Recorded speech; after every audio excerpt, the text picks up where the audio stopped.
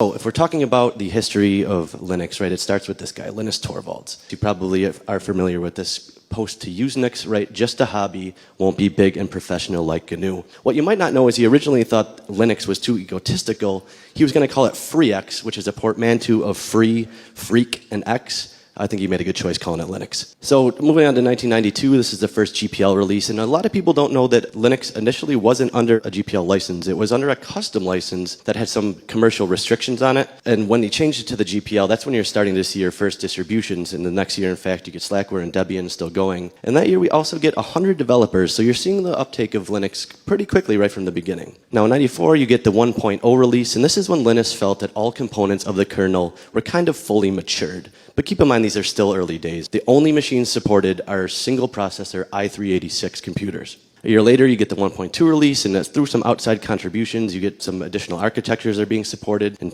96, you get multi-processor support, but more importantly, I think, we get this. And this really is the initial idea Linux had for Tux. Obviously, we ended up with this. Once again, I think a better decision. In 99, you get the 2.2 release. In 2001, IBM pledges to spend $1 billion on Linux just that year, and that was a huge year for the commercialization of Linux. Now, in 2002, something important happens. For the first time ever, Linux moves to source control management. Difficult to believe, but for a decade, he had done it manually through patches and email. 2003, you get the 2.6 release, but this is also the year that Sko group filed suit against IBM, right? And that really added a lot of uncertainty into the Linux ecosystem. In 2004, you're really starting to see the commercialization of Linux come upon, and with that, right, they want cadence, right? They want to be able to schedule their products. They get that in 2004 with regular releases. Now in 2005, due to some licensing issues with BitKeeper, Linus writes Git and immediately moves all of kernel development to that, and as you know, now Git is very, very popular. 2006, you get the first long-term support releases. They're still around today. That's Greg KH. He still does some of them as well. Now in 2009, you kind of see a little bit of a symbolic moment in the commercial Linux landscape. It's the first time ever the market cap of Red Hat equals the market cap of Sun, which is the largest commercial Unix manufacturer. 2011, you get the 3.0 release, and there'd be 2.x had been going on for a while, right? And when someone asked Linux, why did you finally change from 2.x to 3? His answer was, the big change was absolutely nothing. In 2012, this is kind of another watershed moment for the commercialization of Linux, and for the first time,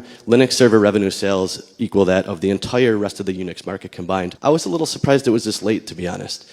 Now last year we had the 4.0 release, but it did bring some cool things like live patching to mainline, which brings us to 2016. And over 13,000 developers from well over 1,000 companies have contributed to Linux, and that's just since the adoption of Git, which is really when we can get meaningful numbers. It's over 22 million lines of code, right? Over $3, $4, $5 billion to redo it, which is impressive, but not quite as impressive as the fact that Linux really is everywhere.